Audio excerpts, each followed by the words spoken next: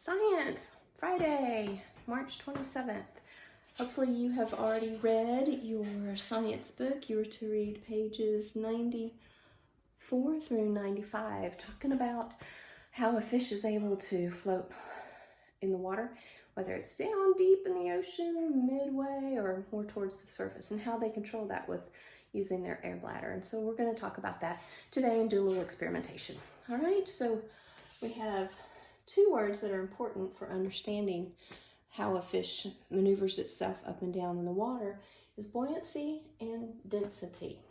Buoyancy is just a big word describing how something floats. Does it float or does it sink? Okay, so its buoyancy is its ability to float. Density is how compact an object is or how solid it is. You can think of it in terms of a hollow chocolate egg or a chocolate-filled egg. Even like your Easter bunnies, you have the hollow chocolate Easter bunny, and that's not very dense, okay? But the one that's filled with chocolate and it's chocolate 100% all the way through, that's very dense. That means it's really compact, okay? All the little chocolate molecules are really close together. It doesn't have any air in it, all right? So now we're going to do a quick little experiment to show us that. I'm taking you on my tripod. I keep calling it a tripod. And I had to take Lucy out because she was not happy that I was using her toys in the experimentation.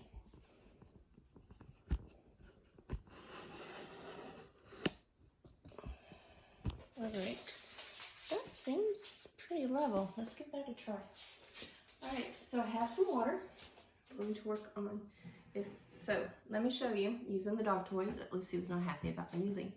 This ball has a little bit of something inside it, but it's mostly air, whereas this ball is heavy and the material is really compact and it's full of that material. So this is heavier even than this one because it's got a lot of air in it. So this is going to be more dense. And so out of these two, which ones do you think would float the best? I'm not going to show you because this one would just fill up with water, but we'll do it with a few other things. So this is more dense than this is. That means it's more solid, okay?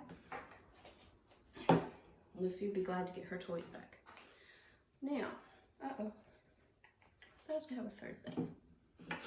So I have a chew bone that is Lucy's. It's very, it's full of the material, so it's solid. It's a solid bone.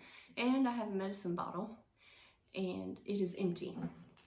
So there's going to be air in it. Okay, so it's not very dense at all. It's not very solid. Now, which one of these do you think is going to float?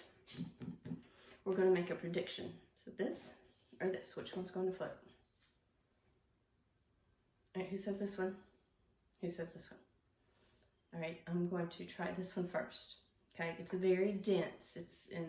It's full of that bone chewing matter stuff. And it went to the bottom, didn't it? That's because it's very dense. And so when the fish lets all the air out of its air bladder, it's going to sink towards the bottom of the ocean, all right? Then this one has air in it. It's not very dense at all. And it is floating. So as that fish wants to rise in the water, it's going to allow air to go into its air bladder. And that's pretty neat that they can adjust where they are in depth and